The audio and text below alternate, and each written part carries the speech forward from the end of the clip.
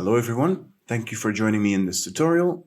Here you will learn about how to create a digital human in Unreal Engine 5, all the way from hand sculpting towards a final presentation.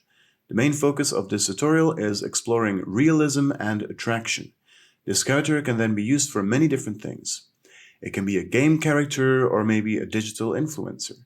We will be using a 3D scan for the skin textures and the meta-human eyes and shaders to set it up in Unreal Engine. We will be using XGen in Maya for the hair construction, and this tutorial includes retopologizing our model so that it can be more compatible with your project's needs. Of course, the main bulk of the work will be done in ZBrush, and at the end we will be looking at how to make the character look as great as possible inside of Unreal Engine.